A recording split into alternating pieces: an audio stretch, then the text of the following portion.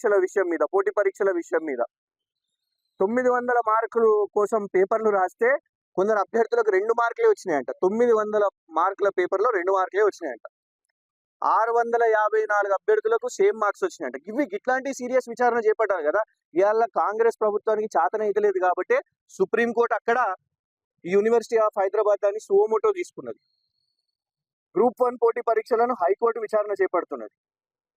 ఇలా పదే పదే మీరు సోషల్ మీడియా వాళ్ళు ఏం పెడుతున్నారు అని ఈ విచారణ చేస్తున్నారు కాబట్టి ఇక ఆల్టర్నేట్ గా మా న్యాయవాదులు అందరూ కూడా మాకు ఇలా కాంగ్రెస్ ప్రభుత్వం ఎంబడబడ్డది, పోలీసు వాళ్ళు వాళ్లకు పోలీసులుగా కాకుండా కాంగ్రెస్ కార్యకర్తలుగా పనిచేస్తున్నారు.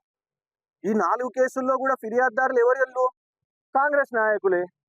ఎన్ఎస్యుఐ అతను, కాంగ్రెస్ సోషల్ మీడియా ఇన్ఛార్జు, వాళ్ళు కంప్లైంట్ పెట్టి ఇక పోలీసు వాళ్ళని రాష్ట్రంలో ఏ పని చేయకండి, మీరు రైతుల గురించి ఆలోచించకండి, యువత గురించి ఆలోచించకండి, కేవలం బీఆర్ఎస్ సోషల్ మీడియా గురించి ఆలోచించండి అని అన్నప్పుడు ఇక మాకు ఏ దిక్కు?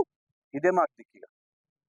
అందుకే ఇవాళ మానవ హక్కుల కమిషన్కి మా బీఆర్ఎస్ లీగల్ సెల్ మేము ఇక్కడికి వచ్చి మరి ఏప్రిల్ 23న అయ్యా మళ్ళా రమ్మని అంటున్నారు, 4వసారి రమ్మని అంటున్నారు.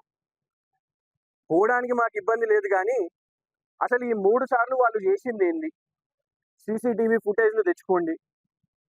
అక్కడ లోపల ఉన్న సీసీటీవీ ఫుటేజ్లు అవసరమైతే పోలీసు వాళ్ళు వాళ్ళ ఈమెయిల్స్ కానివ్వండి, లేకపోతే వాళ్ళ మొబైల్ ఫోన్స్ కానివ్వండి, వాళ్ళది విచారణ చేయాలి, మాది కాదు. ఎందుకంటే పైన ఎవరో అధికారులతో గంటలు మాట్లాడుతున్నారు, వాళ్ళు క్వశ్చన్ పేపర్లు పంపుతున్నారు. సీసీటీవీలు చూస్తే అర్థమవుతుంది. 2వ రోజు